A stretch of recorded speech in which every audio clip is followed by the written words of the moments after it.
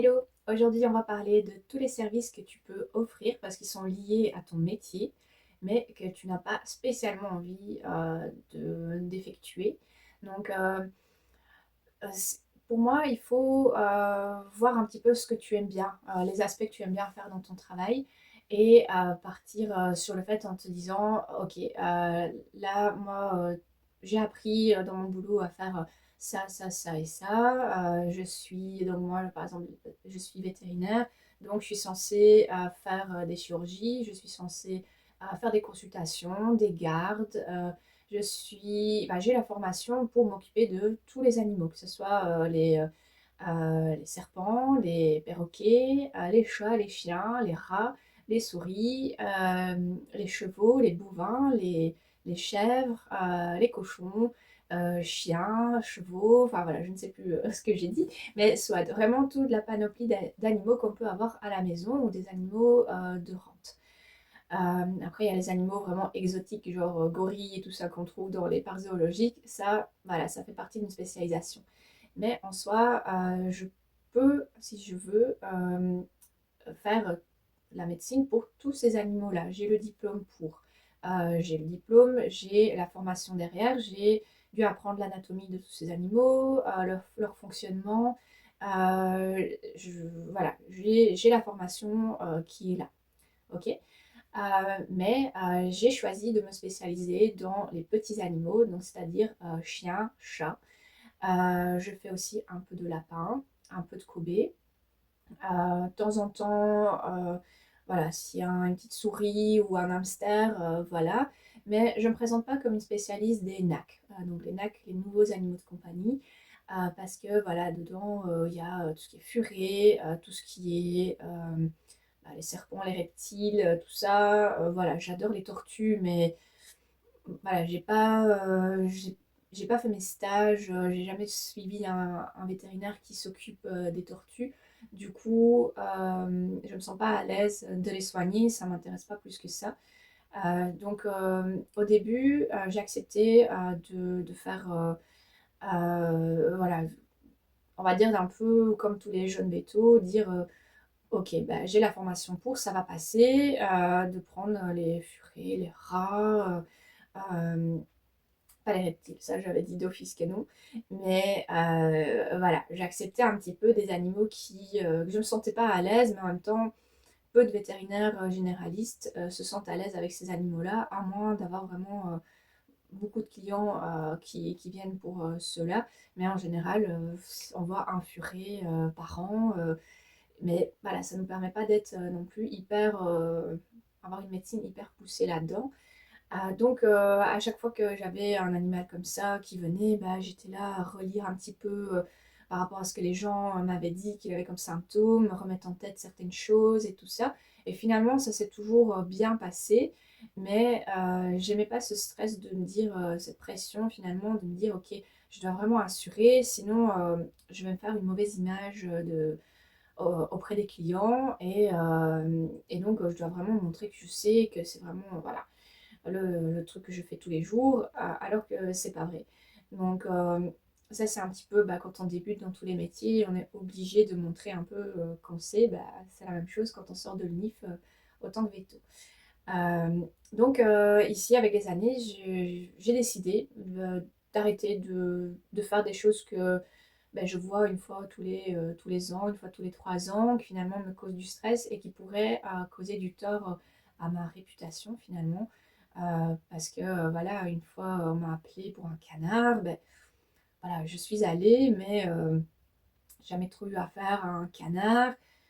Voilà, j'ai fait ce qu'il fallait, ça s'est bien passé, encore une fois, heureusement. Mais je m'étais dit, voilà, c'est pas le but. De toute façon, j'ai pas spécialement envie d'avoir des canards et des furets dans la clientèle. Donc maintenant, quand on m'appelle pour ces animaux-là, je dis non, tout simplement. Comme j'ai dit non pour les chevaux, pourtant je fais de l'équitation, je suis à l'aise avec les chevaux. Mais j'ai jamais voulu voilà, pas avoir affaire à ce milieu-là en tant que veto, mais pas rentrer là-dedans. J'ai toujours voulu garder ça plutôt comme un hobby. Donc voilà, s'il faut que je fasse des petits soins à mon cheval ou une piqûre, voilà, pourquoi pas. Mais je vais pas faire comme avec mon chat ou mon chien, où voilà, il n'y a que moi qui va opérer, qui va faire ses vaccins, etc. Donc j'ai vraiment choisi de dire, ok, je peux faire tout ça, mais je n'apprécie pas, et en plus ça risque de se retourner contre moi, donc autant que je me spécialise. Donc je raconte tout ça pour t'expliquer que si par exemple tu es euh, je vais prendre un exemple, à mon avis je suis à côté de la plaque, mais si tu es garagiste, tu répares les voitures, tu aimes bien faire tout ce qui est carrosserie, et que tu aimes moins et que tu sens que tu es moins à l'aise, tu as moins le feeling de réparer les moteurs et les plaques de frein, les plaquettes de frein et des trucs comme ça. Euh, ben, D'office, tu vas te spécialiser de plus en plus dans la carrosserie parce que tu aimes bien, etc. Et l'autre partie, tu vas un petit peu essayer de pas trop chipoter, mais ça va se ressentir et pareil, ça pourrait se retourner contre toi, comme moi avec les furets et les perroquets. Dans ces cas-là, ben, il vaut mieux se dire, ok, moi, c'est ça que j'aime bien, je suis bon là-dedans, et je vais tout simplement dire non pour tous les autres trucs. Si, par exemple, tu es coiffeuse et que tu n'aimes coiffer que les femmes adultes, ben pareil, tu peux te spécialiser aussi. T'es pas obligé de prendre les enfants qui vont t'énerver parce qu'ils bougent tout le temps. Les hommes, voilà, que t'es par exemple mal à l'aise ou que sais-je, ou que ça t'intéresse pas, que tu préfères vraiment travailler avec les cheveux de femme, mais ben voilà, c'est très bien et il vaut mieux dire ok, moi je vais là-dedans le reste, ben, il y a quelqu'un qui aime certainement bien le reste et les clients, ben, ils vont trouver leur bonheur ailleurs. Ça fait partie de nouveau de tout ce concept de partir de toi quand tu veux avoir un business qui est aligné, je vais encore employer ce mot, mais voilà, qui te correspond bien. Donc vraiment partir de ce que toi tu aimes, de tes ressentis et tout est permis en entrepreneuriat. Si tu es coiffeur et que tu veux faire que les colorations, ben, tu peux faire que les colorations, et ben, il n'y a pas de souci. Et tu seras tellement bon à force de faire que ça, que les gens vont venir que pour ça chez toi. Ok, ça prendra bien sûr plus de temps pour avoir une clientèle parce que tu es beaucoup plus spécialisé. Mais voilà, si tu vois d'un autre niveau, bah, tu peux te dire bah, je suis spécialisée, je demande plus. Et au moins, et tu pourras aussi dire ok, j'ai j'ai beaucoup de demandes parce que je suis spécialisée là-dedans. Tu pourras dire non.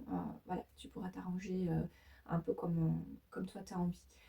Donc, dans tous les services que tu proposes, ça peut être aussi tous les produits. Donc, si par exemple tu as un magasin et que tu veux travailler avec une certaine marque parce que tu es convaincu que cette marque-là, elle est bien, que c'est de la qualité et que les gens vont être contents, bah, tu peux très bien choisir et dire, OK, je travaille que avec cette marque-là.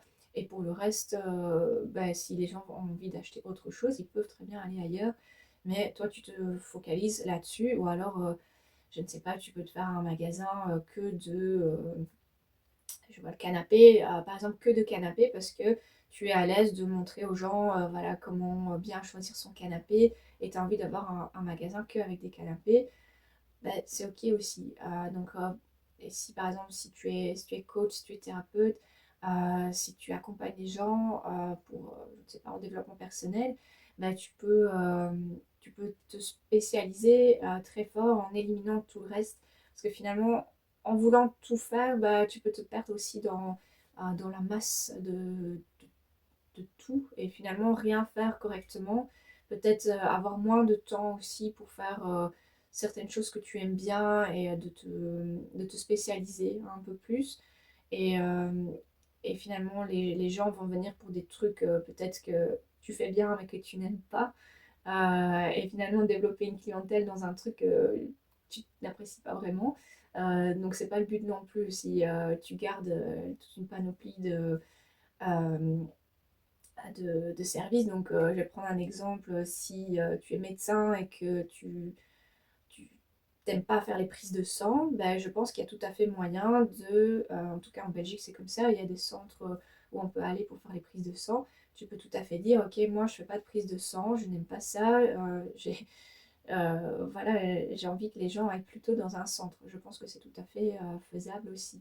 Donc, les possibilités sont vraiment infinies de moduler ton activité par rapport à toi. Donc, n'oublie jamais de partir vraiment de toi, de ce que tu ressens, de ce que tu as envie de faire, de ce qui te fait kiffer finalement dans ton métier, parce que c'est ça qui te tiendra sur la bonne trajectoire, c'est ça qui te tiendra avec les années. Pour que tu puisses continuer dans ton métier, de bien travailler, de bien t'investir. Tandis que ouais, si tu fais des trucs que t'aimes pas, ça va se ressentir et les gens ils vont se dire ah ouais, il a pas l'air appliqué. Oui, si tu viens pour autre chose qu'il aime bien, enfin que tu aimes bien, à ce moment-là, oui, tu vas être beaucoup plus appliqué, ça va se voir sur ton visage. Donc là, d'office, le client aura une autre impression sur ton travail. Donc autant qu'il ait cette bonne impression sur ce que tu fais que de te voir dans des situations où tu n'es pas bien impliqué, où t'es pas, voilà, où tu le fais juste parce qu'il faut le faire. Je dis pas qu'on peut construire son business en faisant que des trucs qu'on aime bien. Bien sûr, moi par exemple en vétérinaire, j'adore les opérations, donc j'ai fait une spécialisation en chirurgie. Je fais les chirurgies de tissu mou, donc tout ce qui est des voiles de palais, des opérations de la vessie, des opérations abdominales, et aussi tout ce qui est stérilisation, les amputations, enfin voilà. Je fais beaucoup de choses, mais au niveau chirurgie, voilà, c'est vraiment mon truc. Je me suis spécialisée là-dedans. Je ne fais pas que ça. J'ai aussi un cabinet de mon côté. Donc je travaille dans une clinique pour les chirurgies et de mon côté, j'ai un cabinet plutôt généraliste où je propose aussi des chirurgies et des chirurgies plus spécialisées. Euh, voilà, les deux se complètent parce que à la clinique, c'est cool, je suis en équipe, je vois des gens. Chez moi, je fais comme je veux, je refuse les clients que j'ai pas envie de voir. Tandis qu'à la clinique, les clients, je les vois pas. Donc voilà, là, on m'impose pas spécialement des choses que je n'aime pas faire. Et chez moi, je fais les choix de essayer de faire le moins de choses que je n'aime pas possible. Mais voilà, on fait toujours au mieux de toute façon. Voilà, je te laisse là-dessus. Sache qu'il y a une formation qui arrive ou qui est déjà arrivée, ça dépend quand tu écoutes cette vidéo ou ce podcast si tu es plutôt en podcast. Donc il y a une formation qui arrive sur donc comment s'aligner à sa vision, comment créer sa vision, comment créer ses horaires vraiment de A à Z, comment créer des relations paisibles avec ses clients. Donc voilà, tout ça va être dedans. Si tu veux déjà t'inscrire sur ma liste email pour être au courant des nouveautés, tu peux. Et je vais mettre en place aussi une newsletter pour les sorties des vidéos ou des nouveaux articles. Et tu peux aussi me suivre sur les réseaux sociaux. N'hésite pas à noter le podcast ou la vidéo. Tu peux me laisser des commentaires aussi. Ça me fera vraiment plaisir de voir que je suis écoutée et que le podcast continue à remonter dans les statistiques et qu'il soit de plus en plus visible. Donc, tu peux m'écrire par mail si tu veux juste discuter avec moi. Et voilà, je te dis à bientôt. Passe une bonne journée.